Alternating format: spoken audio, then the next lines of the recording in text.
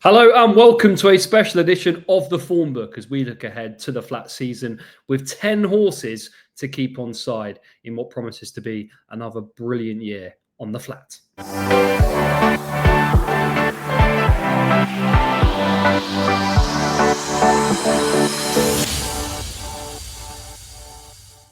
Yes, welcome along. So let's get straight into it then with our 10 horses to follow from Racing TV on the flat this season. First one is trained by Ed Walker. This is Almaqam. Now comes into this as a horse who's open to plenty more improvement. You think now as a 4-year-old, he was a good winner of the Heron Stakes at Sandown last season and stepping up in trip, ran well behind Economics at Deauville and then a really good second at Longchamp on his final start of the season. He was lightly campaigned by Walker.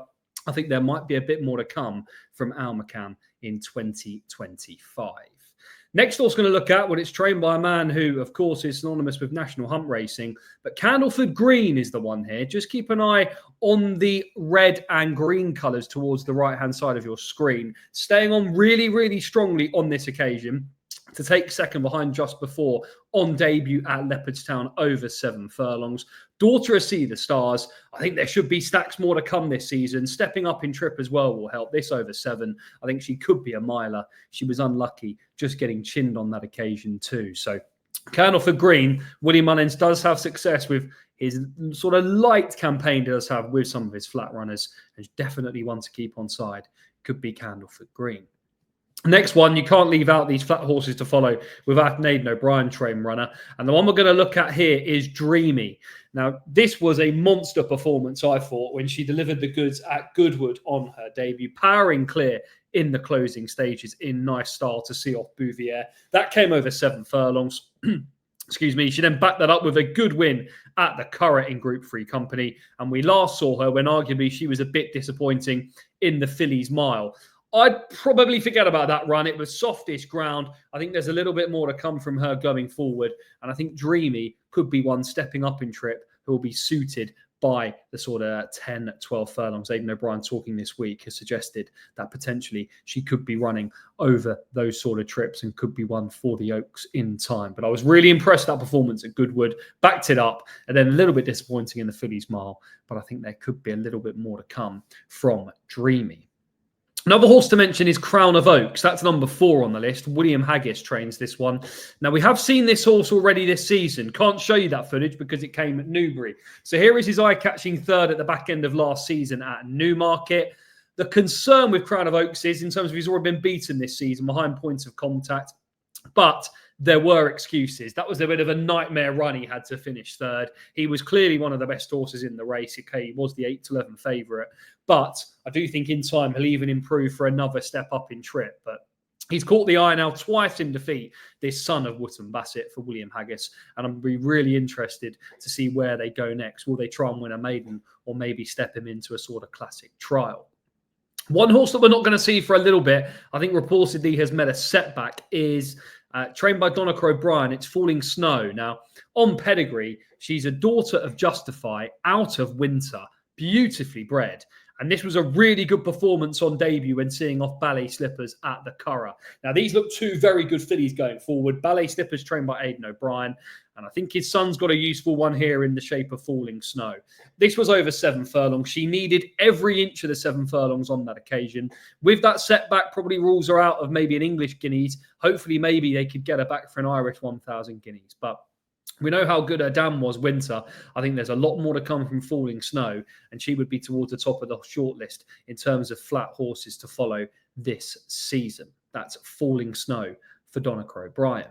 Next horse we're going to look at, this was a very good performance on debut from First Principle, who's a son of Kingman, out of Guilty 12. And this was a lovely effort, staying on really, really strongly in the yellow silks, powering clear, scything through the field under Richard Kingscott at Kempton. This was over mile. Interesting where they go with this horse. No entries at the moment, but you'd expect that the son of Kingman, maybe a mile might just be his optimum trip, but he hit the front in really stylish fashion here, First Principle, and you'd have to think there's a lot more to come from him. William Haggis looks to have a really nice team of 3-year-olds to go to war with this season. And First Principle is definitely one of those. He looks like he's got plenty of size and scope. Hopefully will have improved again on the back of that run. So First Principle is one horse to note. In terms of another trainer in Newmarket, Roger Varian next up. This is Munsif. Now, we saw this impressive performance just a couple of weeks ago. Absolutely cruised into the race, this son of Sea the Stars. Out of Mubira, who is a half-sister to the Oaks and the King George winner to Gruda. And this couldn't have been more impressive. Cruised into the race and put it to bed in a matter of strides, Munsif. And another colt, clearly, who could be going places. This came over the 10 furlongs. I'd give a nod as well to Sea of Kings, who ran really well in second there. Could be a horse to note going forward. But it looks like 12 furlongs could be the optimum, being a son of Sea the Stars for Munsif. I wonder if they might just wait, though, and maybe go down the Royal Ascot route. Could be one for something like the King Edward the Seventh or something similar. I think Munsif, though, definitely a horse to keep on side for Shadwell based on that performance, and hopefully be a bit of a flag bearer for Roger Varian.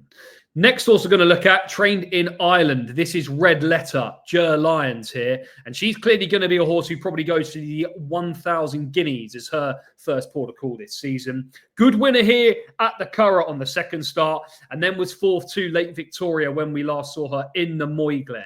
I think she needs a mile. I think that's going to suit this daughter of Frankel. If she doesn't get the mile, then I think they'll switch her back to something like the Commonwealth Cup and she'll be a sprinter. But in my opinion, I think there's a little bit more to come stepping up to the mile trip. Seen the backside of Late Victoria already twice. Aidan O'Brien speaking this week, suggesting that she might just make it for the 1,000 guineas. But if not, they might wait and then target something like the Irish 1,000 or similar, or maybe start her off in the Atharsi. I probably want to be with Late Victoria if they met. But with those concerns over whether she'll run in the 1,000 guineas, I think Red Letter could be a really fascinating horse this season. And as I said, if she doesn't stay the trip, they can bring her back down for some of those sprint races. And I think definitely one to keep on side. Next horse is trained by Rafe Beckett, who again looks to have a really strong squad of horses this season. And this is SANDTRAP. She looks a really exciting filly, this daughter of Lope de Vega. I've heard that she's met a bit of a setback, though, so you might not see her straight away this term. But this was really impressive at Salisbury on debut. In terms of her pedigree, cost 450,000 guineas, related to a couple of winners in the US in particular, but did it nicely here, and then was a good second in Group 3 company at Deauville.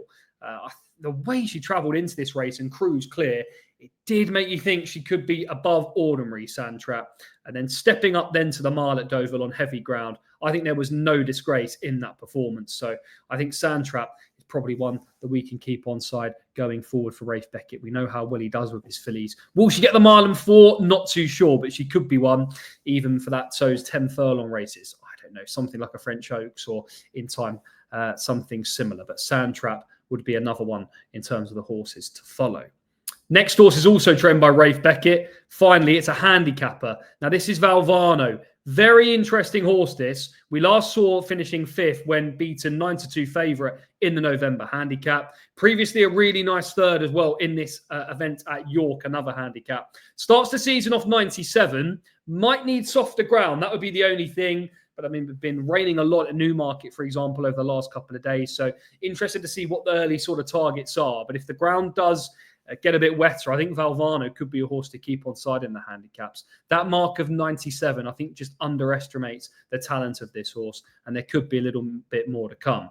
Son of Knight of Thunder, 4-year-old, 220,000 guineas purchase, was gelded after just a couple of starts, the second of which was second to Notable Speech at Kempton, of course, before he went on to land the 2,000 guineas. So that looks solid enough form. And I thought the runs in behind when beaten in handicaps at the back end of last season made a pill. So Valvano, another horse who can hopefully go well this season for Rafe Beckett. So that's a brief look at the 10 that we're going to show you.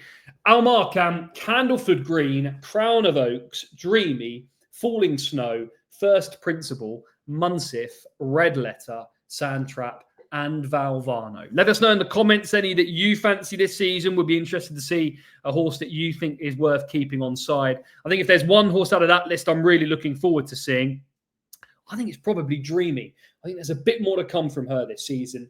And, of course, Falling Snow, just because she's bred in the purple. I'm really interested to see how she gets on this season. So I hope you enjoyed just a brief 10-minute preview looking ahead to the flat.